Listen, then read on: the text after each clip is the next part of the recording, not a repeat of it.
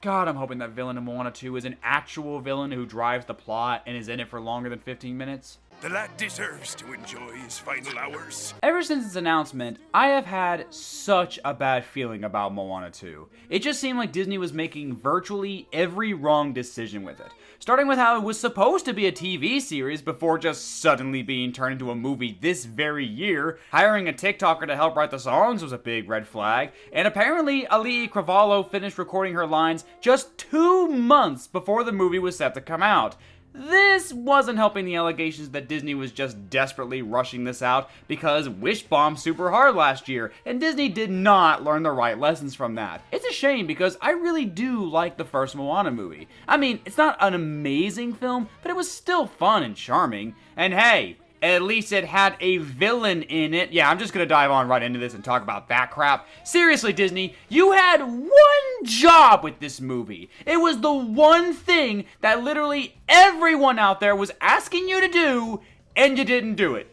Yeah, sorry to bust your balls, everyone. This movie doesn't have a villain in it. Excuse me. Yep, despite all of the marketing building up this character Matanga and how she was gonna be the villain, it turns out that she's actually just misunderstood. No! No, son of a... Turns out all she really wanted was to escape this clan that she's been trapped in for a long time. That's it. Sure, she looks villainous, has pet bats, has a song titled Get Lost, and acts threatening in virtually every scene she's in. Turns out she has good intentions and actually wants to help Moana. And then after she does, she dips from the movie after around the 30-minute mark. Are you kidding me? Are you kidding me? Are you out of your mind? Well, now we know why she wasn't in the marketing all that much. It's because she's barely in the movie at all to begin with. God, I cannot believe that Disney has got me here going, well, at least Magnifico was a villain at the end of the day. This is ridiculous. The one thing everybody wanted you to do, and you didn't fucking deliver. This was the easiest slam dunk, and you still missed. How could you miss? It was 3 feet in front of you. And on top of all that, they had the audacity to lie to our faces about it. To brag so much about having a good old-fashioned villain again. This wasn't gonna be like Big Hero 6 or Zootopia, where it'd be a simple twist villain. This was the real deal. Matangi is gorgeous, first and foremost, the most beautiful Disney villain, but she's also incredibly dangerous. Hold up. Okay, first off, Maleficent exists, so that was a fucking lie. Second off, dangerous? The worst thing she did was tie up Maui and cover him in slime. Oh wow, what a bad bitch, compared to that poser Maleficent. I mean, what did she even do anyway? Oh, that's right, she tried to murder a baby simply because she wasn't invited to a party. And she's magic, and she turns into a dragon. That girl is dangerous. Matanga is a fucking joke. And no, I don't care about the mid-credit scene, okay? It doesn't change how I feel about this movie. And the way that this movie felt the need to blindside us and make us really think that we were gonna get a good old baddie who liked being bad just for the sake of being bad? Well, you know who wasn't fooled by this? Me.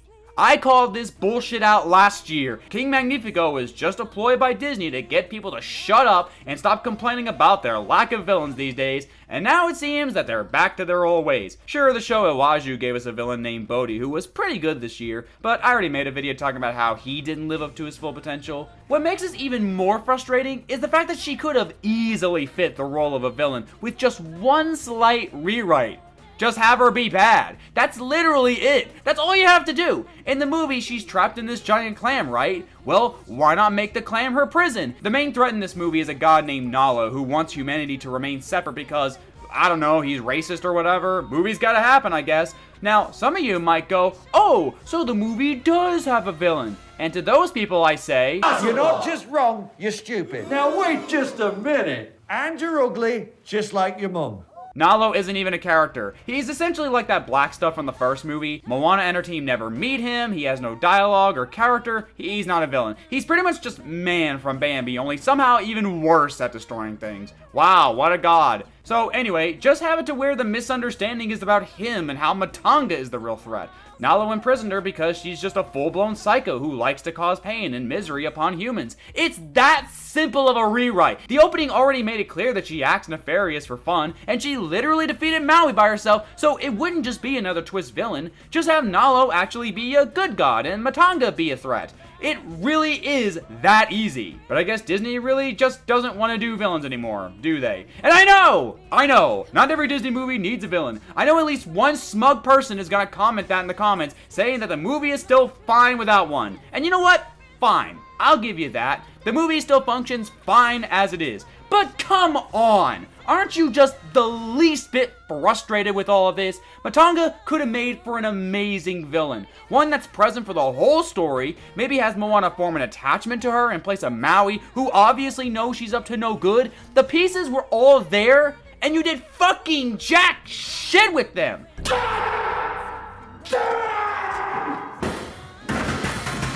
I shouldn't be surprised. Hell, a part of me wasn't. When it came out that she was actually a good person, I just slumped into my chair and threw my hands up going, of course she's not a villain. Why would she be? Because modern Disney hates villains, and it's becoming more and more clear by the year. It is just such a waste of potential. And sadly, the rest of the movie doesn't really make up for it. Like I said earlier, this movie is fine on its own. It's very clear, however, that this was supposed to be a TV series. From the Big Hero 6 ass side characters with no personalities and nothing to really do, to the rehashing of plot threads from the first movie, you can tell just how much this was meant to be a TV series. The animation is still really good, all things considered, but it really can't help but feel like it's treading familiar ground. It also doesn't help the fact that there's a lot of modern talk in this movie. Now, I know Disney does that often with their more recent movies, but this one really piles it on in the worst ways. Remember that Twitter joke from the first movie? Yeah, there's like 5 more of those here. Like this one character who loves going on about his fanfic. Kill me. There's this blobby monster that the Kakamora have, and at first I really liked him because he was really funny looking, but then he did the goat scream from 2013 and I wanted to kill him. Yes, you heard me. They unironically had a goat scream in a movie in the year of our Lord 2024. I have never pivoted so hard from loving something to wanting it dead so fast in my life. So, yeah, this movie sounded like a real letdown, isn't it? Well, yes, but to be fair, I didn't have high expectations to begin with. Even the songs, after Wish and hearing that a TikToker was writing on them, I just had the lowest expectations anyway. But after watching the movie, I will admit the songs weren't as bad as I was expecting. Some of them are actually kind of good. It's honestly so sad that the best song in the movie is Get Lost from Matanga. It was genuinely great. It would have made for a killer villain song. The actress, whose name I can't pronounce, absolutely slayed Queen, and was the one redeeming factor for this otherwise complete waste of a character. We're Back is a solid opener, although not as catchy as the first movie's Where You Are. Beyond was good too, definitely better than that shitty pop version that I heard earlier. What Could Be Better Than This was fine, the Beyond reprisal was fine, but then there's Can I Get a Chee-Hoo? Yeah, this movie's I'm a Star. It's so awful.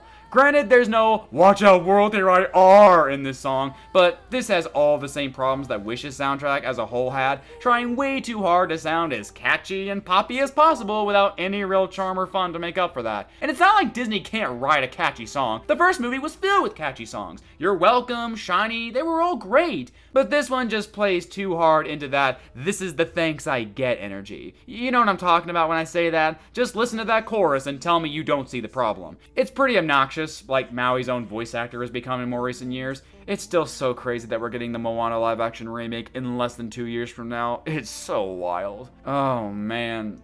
I guess at the end of the day, this is a pretty harmless movie. Like, if your kid loves Moana and wants to see this, there's no harm in that. But really, this is just another prime example of Disney executives making every wrong decision when it comes to their animation studio. This should have remained a TV show, and it really does show. I liked it more than Wish, Strange World, and Ralph Breaks the Internet, but that's a really low bar that Disney just keeps barely surpassing for themselves, when we know they're capable of doing better. I mean, Encanto was not that long ago, only 3 years, and before that was the first Moana movie, 8 years ago.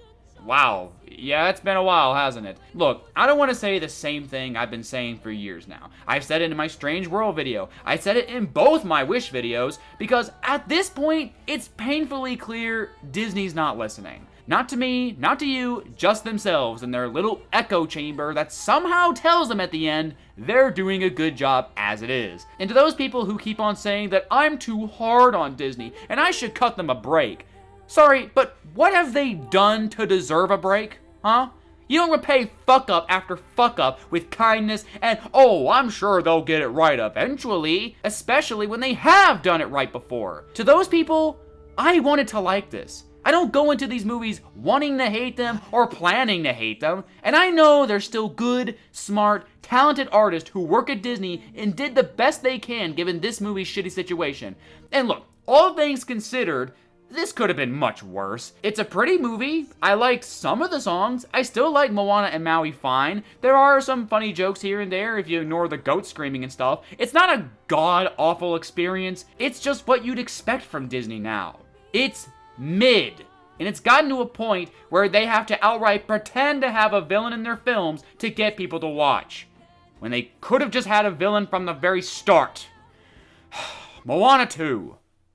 Are you even surprised? Because I'm not. Not anymore. I can't wait to leave this town, 'cause lately I've been feeling down. The cold nights just don't feel the same. Oh.